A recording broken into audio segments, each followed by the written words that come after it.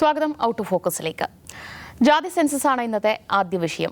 വരുന്ന ലോക്സഭാ തെരഞ്ഞെടുപ്പിൽ BJPക്കെതിരെ കോൺഗ്രസ് പ്രധാന പ്രചാരണ ആയുധമാക്കുന്നത് ജാതി സെൻസസ് തന്നെയാണ്. അത് പലപ്പോഴായി രാഹുൽ ഗാന്ധി പല പരിപാടികളിൽ അത് എടുത്തുപയോഗിക്കുകയും ചെയ്തിട്ടുണ്ട്. പക്ഷേ CPM അല്പം കരുതലോടുകൂടി തന്നെയാണ് ജാതി സെൻസസിനെ സമീപിക്കുന്നത്.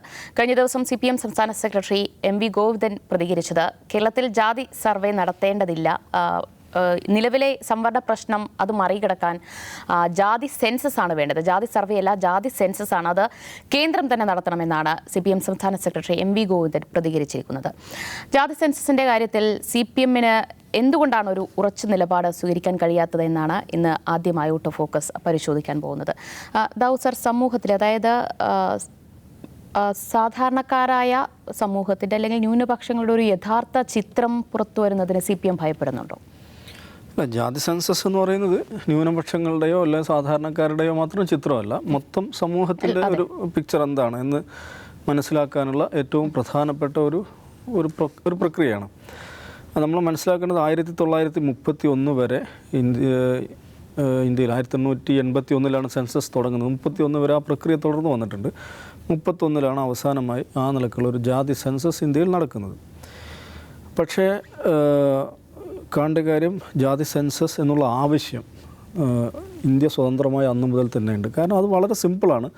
നിങ്ങൾ ഗവൺമെൻറ് ഒരു സ്കീം നടപ്പിലാക്കുമ്പോൾ അല്ലെങ്കിൽ ഏതെങ്കിലും തരത്തിലൊരു പോളിസി ഫ്രെയിം ചെയ്യുമ്പോൾ കണക്കുകൾ, യഥാർത്ഥ കണക്കുകൾ ഉണ്ടാവുക, സമൂഹത്തെക്കുറിച്ചുള്ള ഏറ്റവും ശരിയായതും അടിസ്ഥാനപരവും ആധികാരികവുമായ കണക്കുകൾ ഉണ്ടാകുക എന്നുള്ളത് വളരെ സിമ്പിളായുള്ളൊരു ലോജിക്കാണ്. അങ്ങനെ ഒരു കണക്കുണ്ടെങ്കിലേ ശരിയാം വിധം പോളിസി അങ്ങനെ സർക്കാരിൻ്റെ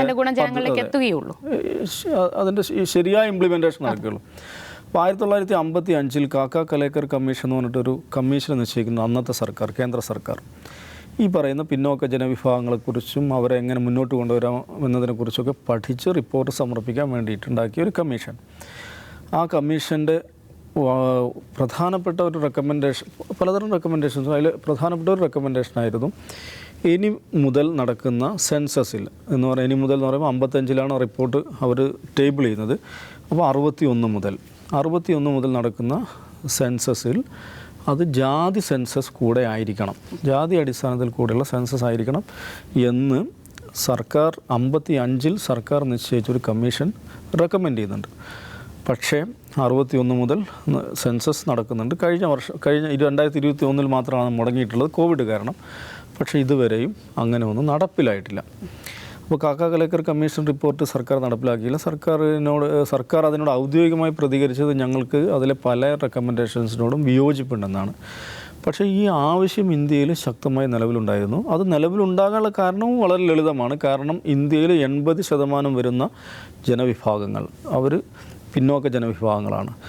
അതിൽ SC ST വിഭാഗം അവരുടെ കണക്കുകൾ ഇതിലെടുക്കുന്നുണ്ട്, സെൻസസിലെടുക്കുന്നുണ്ട്. ബാക്കി വരുന്ന മഹാഭൂരിപക്ഷം വരുന്ന OBCക്കാർ, അതിൽ ഏതൊക്കെ ജാതികളുണ്ട്, ഏതൊക്കെ ജാതികൾ എത്ര ശതമാനമുണ്ട്, അവരുടെ സാമൂഹിക സാമ്പത്തിക അവസ്ഥ എന്താണ്, തൊഴിലിലും വിദ്യാഭ്യാസത്തിലുള്ള അവരുടെ പ്രാതിനിധ്യം എത്രയാണ്, ഇനി ബാക്കി വരുന്ന 20% വരുന്ന മുന്നോക്ക ജാതിക്കാർ, അവർ യഥാർത്ഥത്തിൽ അവരുടെ യഥാർത്ഥ നമ്പർ എത്രയാണ്, അവർ കൈവശം വെച്ചിരിക്കുന്ന അധികാരം എത്ര അളവിലുള്ളതാണ്, ഇതൊക്കെ ശരിയായ കണക്കുകൾ പുറത്തു വരട്ടെ എന്നുള്ള ആവശ്യം രാജ്യത്തെ മഹാഭൂരിപക്ഷം ജനങ്ങൾ അല്ലെങ്കിൽ ആ ജനങ്ങളെ റെപ്രസെൻ്റ് ചെയ്യുന്ന പ്രസ്ഥാനങ്ങളും നേതാക്കളും ആവശ്യപ്പെടുന്നുണ്ടായിരുന്നു. പക്ഷേ കാക്ക കലേക്കർ കമ്മീഷൻ റിപ്പോർട്ട് വരുന്നു, അവരുടെ റെക്കമെൻഡേഷൻ ഉണ്ടാകുന്നു, ഒന്നും നടക്കുന്നില്ല. പിന്നീട് ആദ്യമായിട്ട് ഒരു നോൺ കോൺഗ്രസ് സർക്കാർ അധികാരത്തിൽ വരുന്നു, മൊറാർജി ദേശായിയുടെ നേതൃത്വത്തിൽ. അദ്ദേഹമാണ് മണ്ഡൽ കമ്മീഷനെ നിശ്ചയിക്കുന്നത്. ഒന്നും കൂടെ പഠിക്കാം എന്ന് വെച്ചിട്ട് 80 മണ്ഡൽ കമ്മീഷൻ BP മണ്ഡൽ അദ്ദേഹത്തിൻ്റെ റിപ്പോർട്ട് സമർപ്പിക്കുന്നു. പക്ഷേ അതും അവിടെ തന്നെ പിന്നെയും കോൺഗ്രസ് സർക്കാരാണ് വരുന്നത്, അവർ അവിടെ തന്നെ കൈ വെക്കുന്നു. പിന്നീട് ഇദ്ദേഹം VP സിംഗ് അധികാരത്തിൽ വരുമ്പോഴാണ് അതിൽ ചില റെക്കമെൻഡേഷൻസ് നടപ്പിലാക്കാൻ തീരുമാനിക്കുന്നത്. രാജ്യത്ത് വലിയ നിലക്കുള്ള പ്രക്ഷോഭങ്ങൾ, ഈ സവർണ യുവജന സംഘടനകൾ, യൂത്ത് ഫോർ എക്വാലിറ്റി എന്നൊക്കെ പറഞ്ഞിട്ട് സമരത്തിനിറങ്ങുന്നു. മാധ്യമങ്ങൾ അതിന് വലിയ ഹൈപ്പ് കൊടുക്കുന്നു. സാമൂഹിക സംഘർഷങ്ങൾ, അതിനെ തുടർന്ന് മണ്ഡലിനെ മറികടക്കാൻ വേണ്ടി കമണ്ഡലവുമായിട്ട് BJP വരുന്നു. ഇങ്ങനെയൊക്കെ വലിയ ചരിത്രമുണ്ട്. അപ്പോൾ ഞാൻ പറഞ്ഞതെന്ന് വെച്ചാൽ ഇന്ത്യൻ രാഷ്ട്രീയ ചരിത്രത്തിൻ്റെ ഭാഗമാണ് ജാതി സെൻസസ് എന്ന് പറയുന്ന ആവശ്യം എന്നുള്ളതാണ്. പക്ഷേ അത് ഇതുവരെ നടപ്പിലാക്കാൻ ആരും സന്നദ്ധമായിട്ടില്ല. ഇപ്പോൾ ഇത് വീണ്ടും ചർച്ചയിൽ വരുന്നതിന് 2 ഘടകങ്ങളാണല്ലോ. ഒന്ന്, രാഹുൽ ഗാന്ധി. അത് വിചിത്രമായൊരു കാര്യമാണ്. കാരണം കോൺഗ്രസ് എപ്പോഴും ഇതിനെ സപ്രസ് ചെയ്യാനാണ് ശ്രമിച്ചിട്ടുള്ളത്. പക്ഷേ ഇപ്പോൾ നിലവിലുള്ള രാഷ്ട്രീയ സാഹചര്യത്തിൽ ഇന്ത്യയിൽ സാധ്യമാവുന്ന ഒരേ ഒരു രാഷ്ട്രീയം പിന്നോക്ക വിഭാഗങ്ങളുടെ, ഇന്ത്യയിൽ മഹാഭൂരിപക്ഷം വരുന്ന പിന്നോക്ക വിഭാഗങ്ങളുടെ രാഷ്ട്രീയമാണെന്ന് രാഹുൽ ഗാന്ധി തിരിച്ചറിഞ്ഞിട്ടുണ്ട്. കോൺഗ്രസ് തിരിച്ചറിഞ്ഞോ എനിക്കറിയില്ല. അദ്ദേഹം അത് വളരെ പ്രധാനപ്പെട്ട ഒരു ആവശ്യമായിട്ട് ഇന്ത്യ മുന്നണിയുടെ തന്നെ ഒരു ഡിമാൻഡായിട്ട് അദ്ദേഹം മുന്നോട്ട് വെക്കുന്നുണ്ട്. അതാണ് ഇത് ചർച്ചയാകുന്ന ഒരു ഘടകം. രണ്ടാമത്തെ ഘടകം ബീഹാറിൽ ഇത് നടന്നു എന്നുള്ളതാണ്. അപ്പോൾ ബീഹാറിൽ നടന്നിട്ടുണ്ടെങ്കിൽ അതിൻ്റെ അർത്ഥം നിങ്ങൾ എന്തിന് കേന്ദ്ര ഗവൺമെൻറ്റിനെ കാത്തു നിൽക്കുന്നു, സംസ്ഥാനങ്ങൾക്ക് നടത്താമല്ലോ. അപ്പോൾ അങ്ങനെയാണെങ്കിൽ ജാതി സെൻസസിനെ തത്വത്തിൽ അംഗീകരിക്കുന്ന CPIM ഭരിക്കുന്ന കേരളത്തിൽ എന്തുകൊണ്ടത് നടത്തുന്നില്ല എന്ന ചോദ്യമായിരുന്നു. ആ ചോദ്യത്തിലുള്ള മറുപടിയാണ് തൻ്റെ സ്വതസിദ്ധമായ സൈദ്ധാന്തിക ഉഡായ്പ കൊണ്ട് മറികടക്കാൻ ഗോവിന്ദ മാഷ് ശ്രമിക്കുന്നത്. അദ്ദേഹം എന്താ പറയുന്നത്? ജാതി സെൻസസ് നടത്താൻ സംസ്ഥാനങ്ങൾക്ക് അധികാരമില്ല, ജാതി സർവേ നടത്താനേ അധികാരമുള്ളൂ. ബീഹാറിൽ നടന്നത് ജാതി സർവേയാണ്. ജാതി സർവേ നടത്തിയതുകൊണ്ട് കാര്യമില്ല എന്നുള്ളതാണ്. ആ പറഞ്ഞതിൽ അത് ഹാഫ് ട്രൂത്ത്, അർദ്ധസത്യം മാത്രമാണ്. ജാതി സെൻസസ് എന്ന വാക്ക് അത് സാങ്കേതികമായി അങ്ങനെ ഒരു പ്രക്രിയ നടത്താൻ കേന്ദ്രത്തിന് അധികാരമുള്ളൂ. പക്ഷേ സംസ്ഥാനങ്ങളിൽ ജാതി സർവേ നടത്താം, കാസ്റ്റ് സർവേ നടത്താം. ഇത് തമ്മിൽ പ്രയോഗത്തിൽ എന്താണ് വ്യത്യാസം വെച്ചാൽ ഒരു വ്യത്യാസമില്ല. അപ്പോൾ സെൻസസ് നടത്തുവാൻ സംസ്ഥാനങ്ങൾക്ക് അധികാരമില്ല, കേന്ദ്രത്തിന് അധികാരമുള്ളൂ എന്ന സാങ്കേതിക നിയമ ഇതിൽ പിടിച്ചിട്ട് ബീഹാറിൽ നടക്കുന്ന ജാതി സർവേക്കെതിരെ കോടതിയിൽ പോയിട്ടുണ്ട്. അതിൽ ബീഹാർ സർക്കാരിന് അനുകൂലമായിട്ടാണ് സുപ്രീം കോടതി വിധിച്ചിട്ടുള്ളത്. നിങ്ങൾക്ക് സർവേയായിട്ട് മുന്നോട്ട് പോകാമെന്ന് പറഞ്ഞാൽ സർവേ നടത്തുന്നു, സർവേ ഫലം പ്രസിദ്ധീകരിക്കുന്നു. അത് വലിയൊരു ആനക്കാര്യമൊന്നുമില്ല. അവരൊരു ഒരു മൊബൈൽ ആപ്പ്, എന്താണ് ബിജാഗ, ബീഹാർ ജാതി അതിഥി ഗണന എന്ന് പറഞ്ഞിട്ടൊരു മൊബൈൽ ആപ്പ് പ്രിപ്പയർ ചെയ്യുന്നു. സർക്കാർ ഉദ്യോഗസ്ഥന്മാർ അതിന് ഡിപ്ലോയ് ചെയ്യുന്നു. 2023 ജൂണിലോ മറ്റോ തുടങ്ങിയ പ്രോസസ്സ് ഒക്ടോബർ ആകുമ്പോഴേക്ക് പൂർത്തീകരിക്കുന്നു, ഫലം പ്രസിദ്ധീകരിക്കുന്നു. അപ്പോൾ അവിടുത്തെ അവസ്ഥകൾ എന്താണെന്ന് മനസ്സിലാവും. അപ്പോൾ ജാതി സെൻസസ് എന്ന വാക്ക് നിങ്ങൾ ഉപയോഗിക്കേണ്ട, സർവേ നടത്തൂ. കേരളത്തിൽ ജാതി സർവേ, ഓരോ ജാതി വിഭാഗങ്ങൾ ഏതൊക്കെ, അവരെത്ര ശതമാനമുണ്ട്, അവരുടെ അധികാര പങ്കാളിത്തം, സാമൂഹിക പുരോഗതി, വിദ്യാഭ്യാസത്തിലെ പങ്കാളിത്തം, ഈ കണക്കുകൾ വരട്ടെന്നേ. ഗോവിന്ദ മാഷ് എന്തുകൊണ്ടാണ് അതിന് ഉഡായിപ്പ് പറഞ്ഞ്, സൈദ്ധാന്തിക ഉഡായിപ്പ് പറഞ്ഞ് മറികടക്കാൻ ശ്രമിക്കുന്നത് ചോദിച്ചാൽ, ഈ കണക്കുകൾ പുറത്തു വരുന്നതിനെ ഭയക്കുന്നവരിൽ പ്രധാനപ്പെട്ടൊരു പാർട്ടിയാണ് CPM എന്നുള്ളതാണ്. കാരണം ഇപ്പോഴത്തെ കേരളത്തിലെ മന്ത്രിസഭ എടുക്കുക, അതിൻ്റെ ഒരു ജാതി കണക്കെടുത്തു കഴിഞ്ഞാൽ 54% നായർ വിഭാഗത്തിലുള്ള ആളുകളാണ് മന്ത്രിമാർ. നായർ വിഭാഗത്തിൻ്റെ കേരളത്തിലെ പെർസെൻറ്റേജ് എത്രയാണ്? ഏറ്റവും മുന്തിയ അവകാശവാദ പ്രകാരം തന്നെ 10% വരുന്നുള്ളൂ. ഇനി 15% വെക്കുക.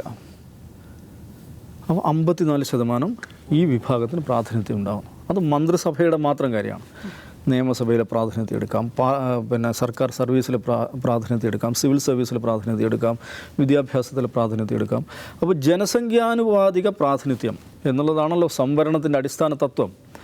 അപ്പോൾ അത് സംബന്ധമായി ഇത് എന്തെങ്കിലും ഒരു നടപടിയൊന്നും, സർക്കാരിൻ്റെ എന്തെങ്കിലും ആനുകൂല്യം കൊടുക്കലോ നടപടിയൊന്നുമല്ല. സർവേ എന്ന് പറഞ്ഞാൽ എന്താണ് സ്റ്റേറ്റ് ഓഫ് അഫയേഴ്സ്, കാര്യങ്ങൾ എങ്ങനെ കിടക്കുന്നു എന്ന് അറിയുക എന്നുള്ളതാണ്. ഈ ഒരു അറിവിനെ തന്നെ ഭരണകൂടം ഭയക്കുന്നു എന്ന് പറഞ്ഞാൽ അതിൻ്റെ അർത്ഥം എന്താണ്? അവരെ അസ്വസ്ഥപ്പെടുത്തുന്ന, പുറത്തറിഞ്ഞാൽ അസ്വസ്ഥപ്പെടുത്തുന്ന അറിവുകൾ ആണ് ഈ സർവേ നടത്തിയാൽ പുറത്തേക്ക് ചാടുക എന്നുള്ളതാണ്.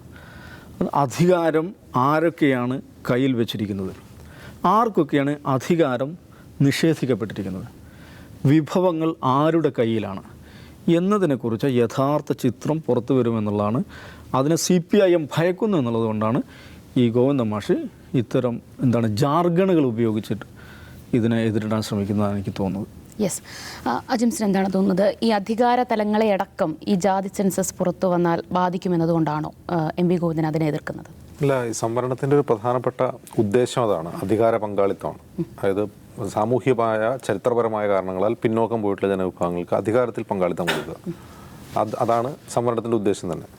അപ്പോൾ അങ്ങനെ സംവരണത്തിൻ്റെ ഉദ്ദേശം നോക്കുമ്പോൾ ആ അധികാര പങ്കാളിത്തം എത്രയുണ്ട്, ഏതൊക്കെ ആളുകൾ ഏതൊക്കെ പൊസിഷനിലിരിക്കുന്നു, നിലവിലുള്ള ഈ സംവരണ വിഭാഗങ്ങളുടെ, പ്രധാനമായും OBC, SC, ST വിഭാഗങ്ങളുടെ ജനസംഖ്യ എത്രയാണ് അവരെത്രയുണ്ട് എന്നറിഞ്ഞാലാണല്ലോ ഈ സംവരണം നടപ്പാക്കാൻ പറ്റും.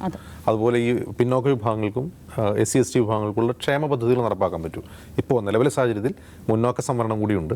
അപ്പോൾ മുന്നോക്കക്കാർ എത്രയാണെന്ന് അറിയണ്ടേ? മുന്നോക്കക്കാർക്ക് 10% സംവരണം. പിന്നോക്കക്കാർ എത്രയാണെന്ന് അറിയണം. മുന്നോക്കക്കാർ എത്രയാണെന്ന് പറഞ്ഞാൽ അവരിൽ പിന്നോക്കക്കാർ എത്രയാണെന്ന് അറിയണം. അവർക്ക് 10% സംവരണം കൊടുത്തിട്ടുണ്ട് ഓൾറെഡി. അപ്പോൾ അത് കൊടുക്കണമെങ്കിലും ഈ കറക്റ്റ് കണക്കറിയണമല്ലോ. ഒരു കണക്കും ഇല്ലാതെ എങ്ങനെയാണ് ഈ സംവരണം നടപ്പാക്കുക, എങ്ങനെയാണ് ക്ഷേമ പദ്ധതികൾ നടപ്പാക്കുക എന്ന പ്രധാനപ്പെട്ട ക്വസ്റ്റിന് ആൻസർ തരുന്നില്ല ഗോവിന്ദ മാസ്റ്റർ. അതാണ് ഇതിൽ ഏറ്റവും പ്രധാനപ്പെട്ട കാര്യം. അപ്പം നമ്മുടെ മുമ്പിൽ കേരളത്തെ സംബന്ധിച്ച് കേരളത്തിന് മുമ്പിൽ എന്ത് കണക്കുള്ളൂ? ഒരു കണക്കുമില്ല. നരേന്ദ്രൻ കമ്മീഷൻ റിപ്പോർട്ട് പ്രകാരം സംവരണ സമുദായങ്ങളുടെ സർക്കാർ സർവീസിലെ പ്രാതിനിധ്യത്തെക്കുറിച്ചുള്ള ഒരു കണക്ക് 3 പതിറ്റാണ്ടായി. ഇപ്പോൾ 25 വർഷം എന്തായാലും ആയി. 25 വർഷം മുമ്പുള്ള ഒരു റിപ്പോർട്ടുണ്ട്. അതിൽ ഇന്ന സമുദായങ്ങൾക്ക് ഇത്ര പ്രാതിനിധ്യ കുറവുണ്ട്, ചിലർക്ക് കൂടുതലുണ്ട്, ചിലർ ഏറെക്കുറെ അവർക്ക് അർഹമായ പ്രായത്തിൽ ലഭിച്ചിട്ടുണ്ട്. അതുപോലും ഊഹാധിഷ്ഠിതമായ ജനസംഖ്യാനുപാത കണക്കിൽ നിന്നാണ്. ജാതി സെൻസസ് ഇല്ല, ഊഹാധിഷ്ഠിതമായ ഒരു കണക്കിൽ നിന്നാണ് ഈ കണക്ക് പറയുന്നത്. അതിനുശേഷം 2000-ന് ശേഷം കേരള പഠനം എന്ന പേരിൽ ശാസ്ത്രാധിത്യ പരിഷത്ത് ഒരു സർവേ നടത്തി. അതൊരു സാമ്പിൾ സർവേയാണ്. ആ സാമ്പിൾ സർവേയിൽ കേരളം എങ്ങനെ ജീവിക്കുന്നു, എങ്ങനെ ചിന്തിക്കുന്നു എന്നാണ് അവർ സർവേ എടുത്തത്. അപ്പോൾ അതിൽ സാമ്പിൾ സർവേ പ്രകാരം കേരളത്തിലെ സംവരണ സമുദായങ്ങളുടെ ജനസംഖ്യ ശതമാനം എത്രയാണ് എന്നതിൽ ചൂണ്ടിക്കാട്ടിയിട്ടുണ്ട്. കറക്റ്റ് ആവണമെന്നില്ല, എന്നാലൊരു ഊഹ കണക്കാണത്. അത് വെച്ചിട്ടാണ് ഇപ്പോഴും ആളുകൾ സംസാരിക്കുന്നതും അക്കാഡമിക്സ് ലേഖനം എഴുതുന്നതും ദൗസാനെ പോലുള്ള ഒരു ലേഖനം എഴുതുന്നതും എല്ലാവരും ലേഖനം എഴുതുന്ന ഈ ഊഹ കണക്ക് വെച്ചിട്ടാണ്. ഈ ഒരു കണക്കും ഇല്ലാതെ എങ്ങനെയാണ് സർക്കാർ ഈ സംവരണം തുടരുക? ഈ സംവരണം എന്ന് പറഞ്ഞാൽ എല്ലാ കാലത്തേക്കും വേണ്ട ഒരു കാര്യമാണെന്ന് അംബേദ്കർ പോലും പറഞ്ഞിട്ടില്ല. സംവരണം എല്ലാ കാലത്തേക്കും വേണ്ടതല്ല. സംവരണം അവസാനിപ്പിക്കേണ്ട ചില സമയമുണ്ട്. എപ്പോഴാണ്? അതായത് പിന്നോക്കം നിൽക്കുന്ന സമുദായങ്ങൾക്ക് അർഹമായ പ്രാതിനിധ്യം ലഭിച്ചു കഴിഞ്ഞാൽ സംവരണം അവസാനിപ്പിക്കേണ്ടതാണ്. ഈ സംവരണം അവസാനിപ്പിക്കണമെങ്കിൽ കണക്ക് വേണ്ടേ? വേണം. പുതുതായിട്ട് സംവരണ വിഭാഗത്തെ സൃഷ്ടിക്കണമെങ്കിൽ കണക്ക് വേണ്ടേ? അപ്പോൾ മുന്നാക്ക സംവരണം കേരളത്തിലാണ് ആദ്യമായിട്ട് അനൗൺസ് ചെയ്യുന്നത്, നടപ്പാക്കുന്നതും. എന്നിട്ട് കേന്ദ്ര സർക്കാരിനെ വെല്ലുവിളിക്കുകയാണ് അന്ന് CPM സംസ്ഥാന സെക്രട്ടറി ആയിരുന്ന കോടിയേരി ബാലകൃഷ്ണൻ ചെയ്തത്. ധൈര്യം ഉണ്ടെങ്കിൽ BJP നടപ്പാക്കട്ടെ എന്നാണ്. ഇപ്പോൾ ഇവിടെ ദേവസ്വം ബോർഡിൽ ആദ്യം നടപ്പാക്കി, പിന്നീട് കേന്ദ്രത്തിൽ വന്നപ്പോൾ എല്ലായിടത്തും നടപ്പായി. 10% സംവരണം മുന്നോക്കക്കാരിലെ മുന്നോക്കക്കാരിലെ എത്ര ശതമാനം പിന്നോക്കക്കാരന് 10% ഉള്ളോ? അവർക്ക് 10% കൊടുത്താൽ മതിയോ? അല്ലെങ്കിൽ അത്രയും കൊടുക്കണോ? ഇത് ഏത് കണക്കിൻ്റെ അടിസ്ഥാനത്തിലാണ് ഈ സംവരണ തോത് നിശ്ചയിക്കുന്നത്? അപ്പോൾ ഇതൊക്കെ ഒരു വലിയ പ്രശ്നമാണ്. ഇതെല്ലാം പ്രശ്നമാണ്. ഇതിന് മറുപടി പറയാൻ പറ്റാത്തതുകൊണ്ടാണ് ഈ സർവേ സെൻസസ് എന്ന വാക്കിൽ പിടിച്ചിട്ട് ഗോവിന്ദ മാസ്റ്റർ രക്ഷപ്പെടുന്നത്. ഈ സർവേ നടത്തേണ്ടത് നിർബന്ധമായി, കാരണം സംവരണ പ്രക്രിയ തുടരുന്നുണ്ടെങ്കിൽ അതിന് ആധാരമായ വിവരങ്ങൾ, ഡാറ്റ സർക്കാരിൻ്റെ കൈവശം ഉണ്ടായിരിക്കണം. സർക്കാരിൻ്റെ കൈവശം അതില്ല എന്നുള്ളതാണ് ഏറ്റവും വലിയ പ്രശ്നം. അപ്പോൾ ഈ കേരളത്തിൽ നടപ്പാക്കിയിട്ടുള്ള പ്രധാനപ്പെട്ട ഹിസ്റ്റോറിക്കലായിട്ടുള്ള ഒരു നടപടിയും ഇത്തരം ഡാറ്റകളുടെ അടിസ്ഥാനത്തിലായിരുന്നില്ല എന്നുള്ളതാണ് കേരളം നേരിടുന്ന ഒരു പ്രതിസന്ധി. ഇതേ പ്രതിസന്ധി ഭൂപരിഷ്കരണം നടപ്പാക്കിയപ്പോൾ ഉണ്ടായിരുന്നു. ഭൂപരിഷ്കരണം നടപ്പാക്കുകയാണ്. അപ്പം ആരുടെ കൈവശമാണ് ഭൂമി ഇരിക്കുന്നത്? അവരുടെ കൈവശം എത്ര ഭൂമിയുണ്ട്? ആരാണ് ഭൂരഹിതർ? അവർ എത്ര ശതമാനമുണ്ട്? ഈ ഒരു കണക്കുമില്ലാതെയാണ് ഭൂപരിഷ്കരണം KR ഗൗരിയമ്മ അനൗൺസ് ചെയ്യുന്നത്. KR ഗൗരിയമ്മ അസംബ്ലിയിൽ ഈ കാർഷിക ബന്ധ ബില്ല് അവതരിപ്പിച്ചുകൊണ്ട് നടത്തിയ പ്രസംഗമുണ്ട്. ആ പ്രസംഗത്തിൽ അവരുദ്ധരിക്കുന്നത് ബ്രിട്ടീഷുകാരുണ്ടാക്കി വെച്ചൊരു കണക്കാണ്. ബ്രിട്ടീഷുകാരുടെ കാലത്ത് ഇത്ര ടാക്സ് പിരിക്കുന്ന ഭൂജന്മിമാരുണ്ട്, അതല്ലാത്തവരുണ്ടെന്നുള്ള അവരുടെ കണക്കാണ്. അവർ സെൻസസ് എടുത്തിട്ടാണോ കണക്കുണ്ടാക്കിയെന്ന് അറിയില്ല. അപ്പോൾ അങ്ങനെ ഒരു കണക്കെടുപ്പ് പോലും ഇല്ലാതെയാണ് ഭൂപരിഷ്കരണം നടപ്പാക്കിയത്. അതിൻ്റെ ഫലം എന്താ ഉണ്ടായത്? അതിൻ്റെ ഫലം കേരളത്തിന് ഭൂരഹിതരായ ആളുകളുണ്ടായി. ഭൂരഹിതർ കൊട്ടേഷനിലിട്ട് പറയാണ്, അതാരായിരുന്നു? അത് ഇവിടുത്തെ ദളിത് പിന്നോക്ക വിഭാഗങ്ങളാണ്. അവർ ഭൂരഹിതരായി. ഭൂമി വേറെ ആർക്കോ കിട്ടി. സംവരണം നടപ്പാക്കുമ്പോഴെന്താണ്? ഇപ്പോൾ മുന്നോക്ക സംവരണം എന്നൊരു പുതിയ ആശയം കൊണ്ടുവരുമ്പോൾ ഈ കേരളത്തിൽ എത്ര മുന്നോക്ക സമുദായങ്ങളുണ്ട്, എത്ര ശതമാനമാണ് അവരുടെ പേഴ്സൻറ്റ്, അവരിൽ എത്ര പിന്നോക്കക്കാരുണ്ട്, അവർക്ക് സംവരണം കൊടുക്കണമെങ്കിൽ അതനുസരിച്ചുള്ള സംവരണ തോതാണ് നിശ്ചയിച്ചത്. ഇപ്പോൾ സംവരണ തോതിനെക്കുറിച്ചുള്ള ഇപ്പോൾ മെഡിക്കൽ പ്രവേശനത്തെക്കുറിച്ചുള്ള മെഡിക്കൽ PG പ്രവേശനത്തിലുള്ള സംവരണ തോത്, സംവരണ അട്ടിമറി, അത് നമ്മളാണ് വാർത്തയിൽ കൊണ്ടുവന്നത്. അതിൽ മുഹമ്മദ് അസ്ലമാൻ അവാർഡും കിട്ടി ആ വാർത്തയ്ക്ക്, അത് ചൂണ്ടിക്കാട്ടിയതിന്. അപ്പോൾ അതെന്തുകൊണ്ടാണ് സംഭവിക്കുന്നത്? ആ സംവരണ തോതിൽ മിസ്റ്റേക്ക് വരുന്നത്, സംവരണ പ്രക്രിയയിൽ മിസ്റ്റേക്ക് വരുന്നത് എന്തുകൊണ്ടാണ്? ഇത് ആർക്കാണ്, എത്രയാണ് കൊടുക്കേണ്ടതെന്നുള്ള ഐഡിയ സർക്കാരിനില്ല. സർക്കാർ ഞാനിത് ഇപ്പോൾ ഭരിക്കുന്ന CPM സർക്കാരിനെ കുറിച്ച് മാത്രമല്ല, കോൺഗ്രസ് ആണെങ്കിലും ഇത് തന്നെയാണ് സംഭവിക്കുക, UDF ഭരിക്കുകയാണെങ്കിലും ഇത് തന്നെയാണ് സംഭവിക്കുക. അതിലൊരു മാറ്റം ഉണ്ടാകാൻ പോകുന്നില്ല. എന്തുകൊണ്ടാണ് ഈ രണ്ട് മുന്നണികളും ഇതിനെങ്ങനെ സമീപിക്കുന്നതെന്ന് ചോദിച്ചാൽ, ഇതൊരു തരം ഭയമാണ് അവർക്ക്. Vote bank. ഇപ്പോൾ കേരളത്തിൽ മുന്നോക്കക്കാരുടെ ശതമാനം, ഇപ്പോൾ ഊഹാധിഷ്ഠിത കണക്ക് പ്രകാരം കേരളത്തിലെ ഏറ്റവും വലിയ സമുദായം OBC സമുദായത്തിൽപ്പെട്ട ഈഴവരാണ്. 30% ഉണ്ടെന്ന് ചിലർ പറയുന്നു, ചിലർ 27% പറയുന്നു, ചിലർ 25% പറയുന്നു. അങ്ങനെ പല കണക്കാണ്, എത്രയാണെന്ന് അറിയില്ല. അവരുടെ പ്രാതിനിധ്യം എത്രയാണ്, അവരുടെ ഉദ്യോഗസ്ഥരുടെ പ്രാതിനിധ്യം എത്രയാണ്? നമുക്കിപ്പോഴും ആശ്രയിക്കാവുന്ന നരേന്ദ്രൻ കമ്മീഷൻ റിപ്പോർട്ടാണ്. പുതിയൊരു റിപ്പോർട്ടില്ല. ഇനി മുസ്ലിം പ്രാതിനിധ്യം. മുസ്ലിങ്ങളും കേരളത്തിലൊരു പ്രമുഖ സമുദായമാണ്. 25-30% ഇടയിലാണ് അവരുടെയും സ്ഥാനം. അവർക്ക് എത്ര പെർസെൻറ്റേജ് ഇതുണ്ട് നമുക്കിപ്പോഴും ആശ്രയിക്കുന്നത് നരേന്ദ്രൻ കമ്മീഷനാണ്. SC/ST വിഭാഗങ്ങളുടെ അറിയില്ല, അവരെത്ര ശതമാനം ഉണ്ടെന്ന് അറിയില്ല, മുന്നോക്ക വിഭാഗക്കാർ എത്രയുണ്ടെന്ന് അറിയില്ല. എന്നിട്ട് ഈ മുന്നണികളെ സംബന്ധിച്ചുള്ള പ്രശ്നം ഇതിലേതെങ്കിലും ഒരു വിഭാഗം ജനസംഖ്യ കുറഞ്ഞു പോയോ, അവരുടെ പ്രാതിനിധ്യം കുറവാണോ എങ്കിൽ അവർക്ക് വേണ്ടിയുള്ള ക്ഷേമ പ്രവർത്തനങ്ങൾ തെറ്റിദ്ധരിക്കപ്പെടുമോ? ഇനി കേരളത്തിലെ പിന്നോക്ക വിഭാഗങ്ങൾ, ഈഴവർ, മുസ്ലിങ്ങൾ ഉൾപ്പെടെ SC/ST ഉൾപ്പെടെയുള്ള പിന്നോക്ക വിഭാഗങ്ങൾ കേരളത്തിലെ ജനസംഖ്യയിൽ കൂടുതലാണോ എങ്കിൽ അവരോടുള്ള അവഗണന തിരിച്ചടിയാകുമോ? അപ്പോൾ ഈ കണക്ക് ആളുകൾക്ക് വരുമ്പോൾ ആളുകൾക്ക് വളരെ പെട്ടെന്ന് രാഷ്ട്രീയ ചിത്രം തെളിയാണ്. എന്താണ് ഈ സർക്കാരുകൾ മാറി വരുന്ന സർക്കാർ ഞങ്ങളോട് ചെയ്തതെന്ന് ഓരോ ജനവിഭാഗത്തിനും പെട്ടെന്ന് മനസ്സിലാവുകയാണ്. അത് തിരിച്ചടിയാവുമോ എന്നുള്ള ഭയമാണ്. അതായത് കേന്ദ്രത്തിൽ BJP ഭയക്കുന്ന പോലെ തന്നെ ഇവിടെയും ഭയക്കും. അപ്പോൾ ഇതെന്തുകൊണ്ട് സംഭവിക്കുന്നത് വെച്ചാൽ ഈ രണ്ട് മുന്നണികളും ഇപ്പോൾ ഈ കാക്ക കലേക്കർ റിപ്പോർട്ട് പറയുന്നുണ്ടല്ലോ, കാക്ക കലേക്കർ നിശ്ചയിക്കുന്ന നെഹ്റുവാണ്. നെഹ്റു സൈദ്ധാന്തികമായി ജാതി സംവരണത്തിനെതിരായിട്ടുള്ള ആളാണ്. അദ്ദേഹം സൈദ്ധാന്തികമായി സാമ്പത്തിക സംവരണം വേണമെന്ന് പറഞ്ഞ ആളാണ്. കോൺഗ്രസ് ഒക്കെ ആ നിലപാട് മാറ്റുന്നത് എപ്പോഴാണ്? ഇപ്പോൾ മണ്ഡലിൻ്റെ കാലത്ത് അവർ നിലപാട് മാറ്റിയിട്ടില്ല, മാറ്റുന്നത് ഇപ്പോഴാണ്. രാഹുൽ ഗാന്ധി വരുമ്പോഴാണ് മാറ്റുന്നത്. അത് രാഹുൽ ഗാന്ധി മാറ്റിയിട്ടുണ്ട് എന്നല്ലാതെ കോൺഗ്രസ് ഒരു പാർട്ടി എന്ന നിലയിൽ അതിൽ അടിസ്ഥാനപരമായിട്ട് അതിൻ്റെ കീഴ്ഘടകങ്ങൾ ആ നിലപാട് സ്വീകരിച്ചിട്ടുണ്ടോ എന്ന് വെച്ചാൽ ഒറ്റ കാര്യം നോക്കിയാൽ മതി. ഇവിടെ ആ ജാതി സെൻസസിനെ കുറിച്ച് VD സതീശനും K സുധാകരനും എത്ര പ്രാവശ്യം പറയുന്നുണ്ട്.